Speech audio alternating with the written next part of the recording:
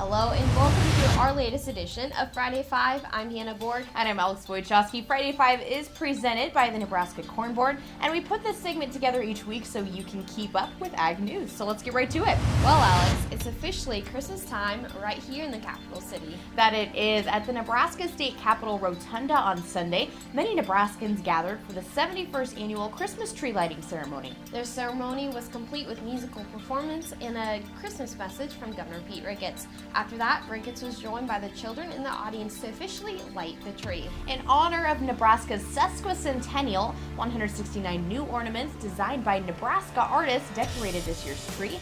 Each ornament is in the shape of the state and represents Nebraska ag, landmarks, and history.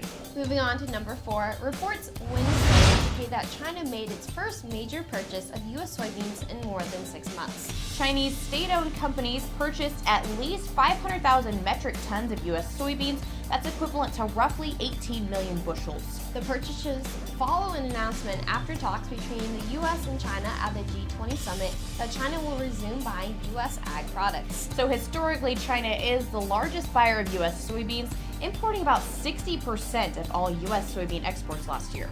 Well, Bryce is on location in Omaha to bring us our number 3 story. Farmers Business Network members met in Omaha for the annual Farmer to Farmer Conference. In its 4th year, around 3,000 members discussed issues ranging from price transparency to trade wars. New this year, FBN health insurance. Organization leaders say some Nebraska farmers could save up to 30% on health care. Reporting in Omaha, Nebraska, Bryce Duskett, Rural Radio Network.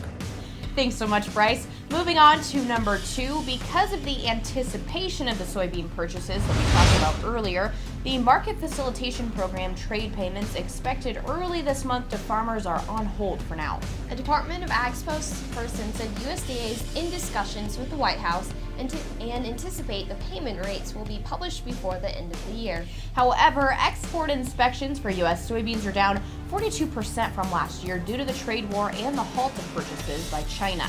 And our number 1 story this week is the Farm Bill is heading to President Trump for his signature. The Senate passed the bill on Tuesday, and on Wednesday, the House of Representatives followed through. That's certainly exciting. The long-awaited 5-year Farm Bill replaces the expired 2014 Farm Bill.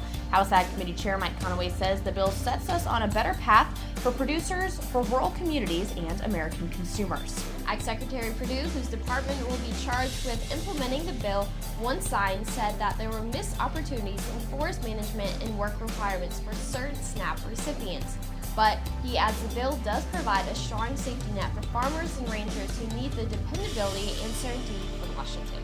Well, that is all for this week's edition of Friday 5, which is presented by the Nebraska Corn Board. To stay up to date with all the ag news during the week, log on to ruralradio.com. We'll see you right here next week, and have a great weekend.